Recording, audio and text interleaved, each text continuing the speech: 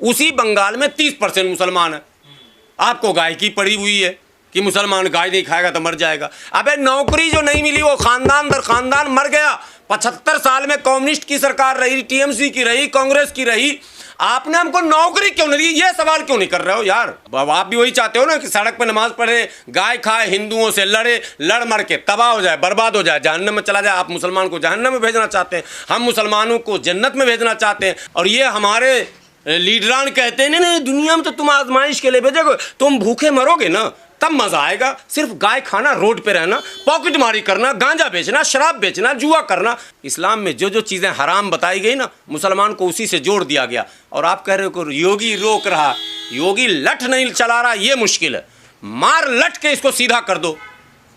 ये कौम बगैर सख्ती के मान ही नहीं रही है, इसके लीडरान नहीं मान रहे हैं। वो गाय की आरती कर रहे हैं, वो तमाम आरती कर रहे हैं, वो पूजा में लगे रहे हैं, 24/7 उसी में लगे। आप नौकरी की तरफ बढ़ो, पढ़ाई की तरफ बढ़ो, लिखाई की तरफ बढ़ो, यूपीएससी करो, IRS बनो, IFS बनो। तुम तो पागलपनी में कर रहे हो। मौलवी बनाओ, रसीद थमाओ और चंदा करवाओ, इतने तो आज तक सिखाया 75 साल में। अपने इससे आगे क्या किया? हिजाब पहनने नहीं देगा, भीख मांगने के लिए हिजाब है। तुमने कोई काम ही नहीं किया यार। टोपी पहन के, दाढ़ी रख के, अपने माँ बाप का दिल न दुखा वाला कव्वाली सुने ना, वो गा के मांग रहा। अजीब माहौल बना के रख दिया यार आपने। भीख मांगना इस्लाम में सबसे जलील हरकत कहा गया, गुनाह है, और वही सबसे मुसलमान ज़्यादा कर रहा। आपको बस यही फिक्र है कि रोड पे योगी नमाज पढ़ने क्यों नहीं दे रहा और बड़े का गोश्त खाने नहीं दे रहा। कुरान में 30 पारे का जो सारांश है वो यही है कि सड़क पर नमाज पढ़ लो और गाय का गोश्त खा लो, बस हो गया मुसलमान। जूता लगना चाहिए ऐसे मुसलमानों को।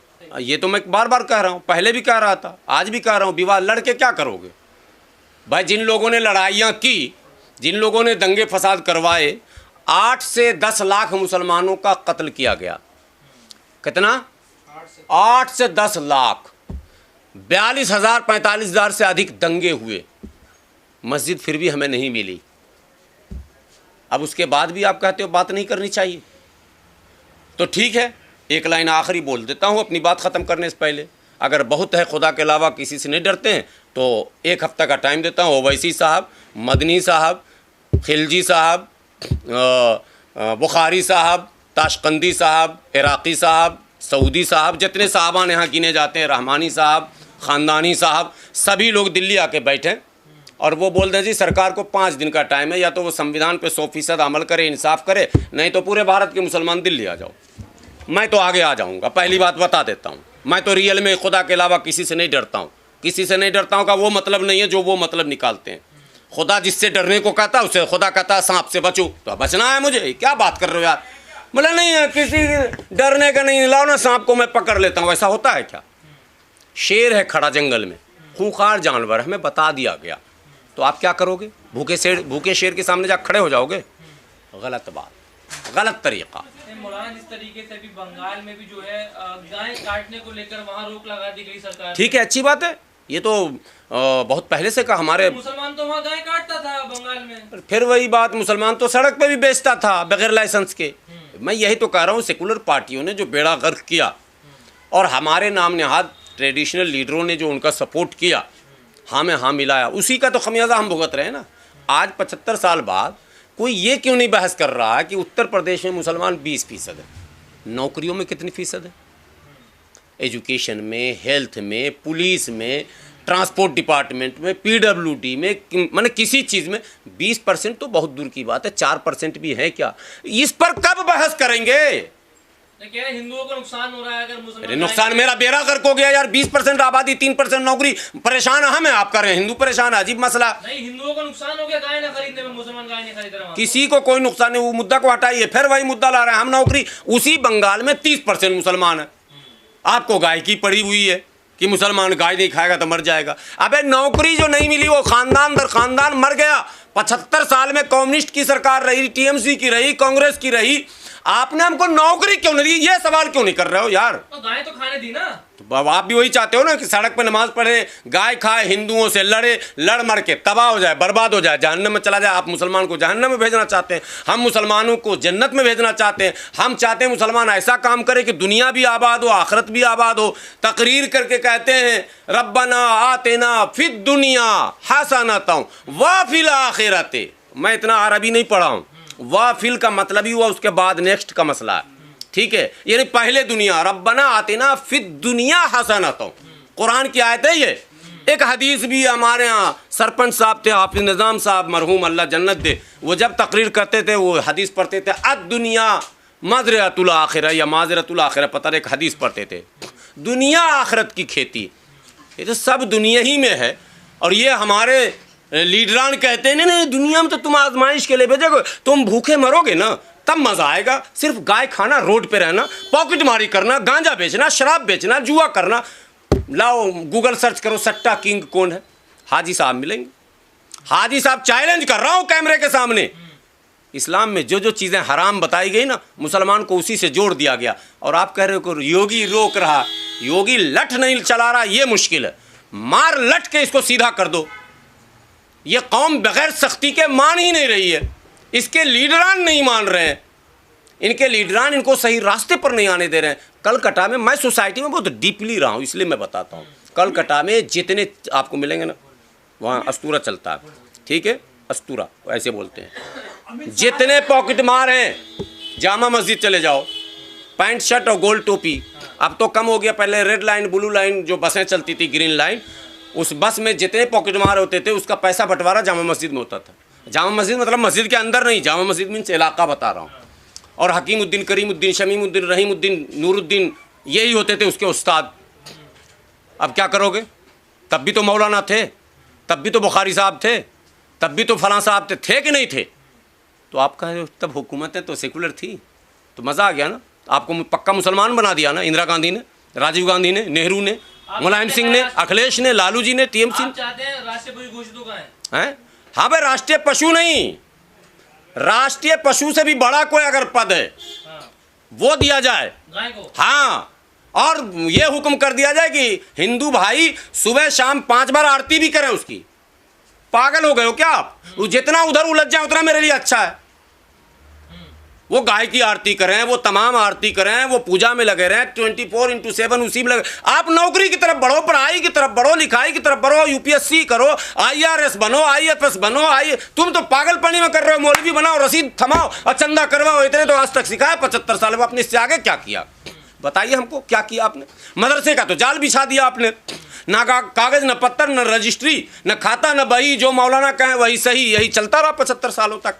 नहीं चलने दिया जाएगा, रोका जाएगा। कौम को जरूरत है, नौजवान चाहता है पढ़ना लिखना, खुली फिजा में हवा में उड़ना, दुनिया को जिन चीज़ों की ज़रूरत है उसको पूरा करना। आप कहाँ हैं? आप जिस मोबाइल से, जिस कैमरे से आप हमारा शूट कर रहे हैं, इसका आविष्कारक कौन है? दुनिया को आप देने के लिए आए थे या दुनिया में मांगने के लिए आप आए? आपको भिखमंगा बनाकर नहीं भेजा गया, आपको कुरान ने कहा खलीफा बनाकर भेजा हूं मैं। दुनिया पर अमन चैन सुकून कायम करने के लिए, इंसाफ कायम करने के लिए, न्याय देने के लिए आप भीख मांगे जा रहे हो। हमको इंसाफ नहीं मिल रहा, सब हिंदू रोड पर नारा लगा रहा और हमको नमाज भी रोड पर पढ़ने नहीं दिया जा रहा। क्या मतलब? क्या मतलब? क्या? यही बार बार मैं पूछता हूं, कहना क्या चाहते हो? वो मीम सुना ना आपने? अरे कहना क्या चाहते हो? What do you want to say? मैं भी यही पूछ रहा हूं, मौलाना क्या चाहते हैं आप? यही कि नकाब पहन के औरतें भीख मांगती रहें, यही आप चाहते हैं जो हो रहा है? कोई है माइका लाल? कभी किसी ने तहकीक किया, कोई डेटा बनाया, किसी ने कभी कोई रिसर्च किया? ये नकाब पहनकर जो माएँ और बहनें हमारी भीख मांग रही कौन है? इनके बाल बच्चे कौन है? इनके शौहर कौन है? इनके वालिदैन कौन है? कहाँ है? किस कुंबे का, किस खानदान का है? हिजाब पहनने नहीं देगा, भीख मांगने के लिए हिजाब है? तुमने कोई काम ही नहीं किया यार। टोपी पहन के, दाढ़ी रख के, अपने माँ बाप का दिल न दुखा वाला कव्वाली सुने ना, वो गा गा के मांग रहा। अजीब माहौल बना के रख दिया यार आपने। भीख मांगना इस्लाम में सबसे जलील हरकत कहा गया, गुनाह है, और वही सबसे मुसलमान ज़्यादा कर रहा। आपको बस यही फिक्र है कि रोड पे योगी नमाज पढ़ने क्यों नहीं दे रहा और बड़े का गोश्त खाने नहीं दे रहा। कुरान में 30 पारे का जो सारांश है वो यही है कि सड़क पर नमाज पढ़ लो और गाय का गोश्त खा लो, बस हो गया मुसलमान। जूता लगना चाहिए ऐसे मुसलमानों को। माँ के पेट से लेकर कब्र के पेट तक एक एक पल इस्लाम आपकी रहनुमाई करता है, एक एक पल। कोई परेशान नहीं है। वो परेशान है जिनकी दुकानदारी भीख मांगने की फैक्ट्री, भीख मांगने आपको पता है सब जितने नकाबपोश घूम रही हैं इनका भी सरगना बैठा हुआ। जितने टोपी वाले अपने माँ बाप का दिल न दुखा, वो सबका दिल ही दुखा रहे हैं, खाली कव्वाली लगा के घूम रहे हैं। बात समझ रहे, ये सब के सरगना बैठे हुए हैं। इन सबों का पता लगाओ, ये भी एक काम है बड़ा। भीख मंगा मुक्त कीजिए, ब्याज मुक्त कीजिए। अभी तो आपको तो चैलेंज करके लोग खड़ा हो रहा है 1,11,11,151 रुपया दिया जहेद। है कोई माइका लाल मौलाना जो उस पर काफिर मुशरिक का फतवा लगा दे? वीडियो वायरल हो रहे, इतनी लंबी लंबी दाढ़ी, मजलिस लगी हुई है, उलमा खड़े हैं निकाह पढ़ाने के लिए। कौन मौलाना मनहूस था जो निकाह पढ़ा दिया? जो बुराई को आम करे, शराब पीना जुर्म है, हराम है, लेकिन अगर छुप कर पिया और खुल कर पिया, दोनों दो तरह का जुर्म है। बातें खुल कर पीने का मतलब है कि इसको आप आम करना चाहते हैं, यानी ये जुर्म मानते भी नहीं हैं आप। छुप कर पीने का मतलब कि आपको खौफ है, जुर्म है। समझ तो रहे हैं, डर तो रहे हैं। बात समझे? 1,11,00,000 रुपया दिया जी, 3 स्कॉर्पियो उसको दिया, 4 उसको दिया, तेरे बाप ने पैसा दिया हरामखोर, तो उन मजलूमों और मजदूरों और मजबूरों और लाचारों को क्यों नहीं दे देता? जिसकी ज़िंदगी में अगर पैसे आ जाते तो इनकलाब आ जाता, तब्दीली आ जाती।